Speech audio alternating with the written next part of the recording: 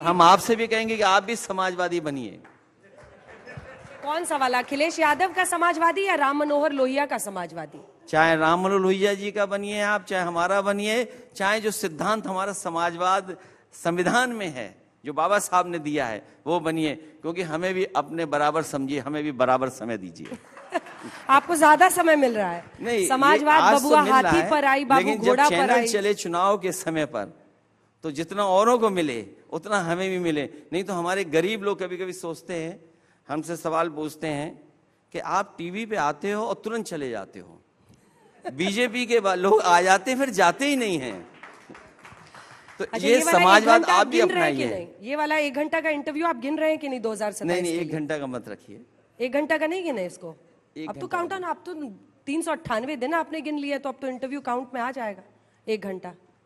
तो इसलिए अगर चैनल भी समाजवादी हो जाएंगे तो हमें भी बहुत समय मिलेगा, हमारी भी बात जनता तक बहुत पहुंचेगी। अब मैं कुछ विरोधाभास पर जो विपक्ष के नेताओं की तरफ से आ रहा है अखिलेश जी, उस पर चर्चा करूंगी। ममता दी कह रही है मैं एसआईआर नहीं होने दूंगी। आप यूपी में एसआईआर का फॉर्म भर रहे हैं और आप अपने बीएलएस को रोज कहते हैं कि भाई तुम ये सुनिश्चित करो, हम तुम्हारी कर्मठता का सम्मान करते हैं, सुनिश्चित करो कि हर वोट अकाउंटेड फॉर रहे। तो आप लोगों का स्टैंड है क्या?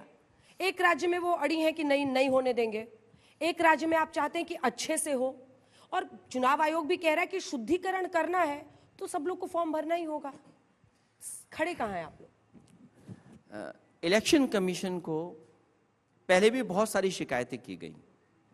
मुझे याद है जब मैं 2022 का चुनाव हारा, उस समय मैंने ये कहा कि भारतीय जनता पार्टी ने इलेक्शन कमीशन से मिलकर के जो समाजवादी पार्टी के वोटर्स हैं उनका वोट कटवाया, क्योंकि 2022 से पहले 19 में उन्होंने वोट डाला था, 22 में वोट नहीं डाल पाए, और उसका परिणाम यह हुआ कि समाजवादी सरकार उत्तर प्रदेश में नहीं बनी। और जब सरकार नहीं बनी तो ये जब मैंने आरोप लगाया तो इलेक्शन कमीशन ने मुझे नोटिस दिया कि आप किस आधार पर यह बात कह रहे हैं। तो मैंने अपनी पार्टी के कार्यकर्ता नेताओं को जिम्मेदारी दे करके और ये ढूंढे कि जो वोट 19 में पड़े थे और 22 में नहीं डाल पाए जो लोग, उनके विद एफिडेविट हम लोगों ने इलेक्शन कमीशन को जमा किया। उसमें हजारों ऐसे लोग थे। 18,000 आपने भेजा था? हाँ, हजारों थे। 18,000 तो पूरी लिस्ट दी, एफिडेविट के लोग कम दिए मैंने। हाँ। लेकिन एफिडेविट के साथ दिया मैंने, उस पर किसी पे भी कार्रवाई नहीं की।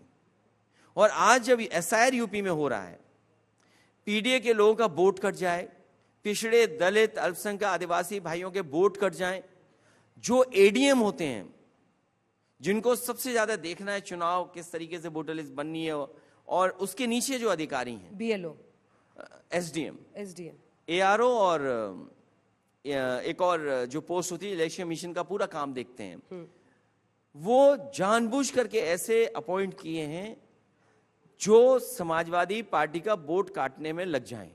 और अब सुनने में आया है, अभी मैं खबरें पढ़ रहा था कि बीजेपी को ये लग रहा है कि उसका वोट नहीं बना है। ये सब झूठ है, ये फैला रहे हैं। ये अधिकारियों से मिलकर के देखिएगा, कंप्यूटर पे अपडेट करा देंगे।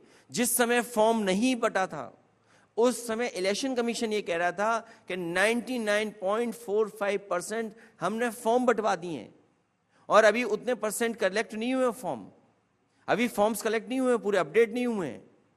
और आप देखिएगा जब रिजल्ट आएगा तो कहेंगे कि हमने फॉर्म सब जमा करा लिए और इतने वोट कट गए। ये साजिश अधिकारी मिलकर के इलेक्शन कमीशन से कर रहे हैं।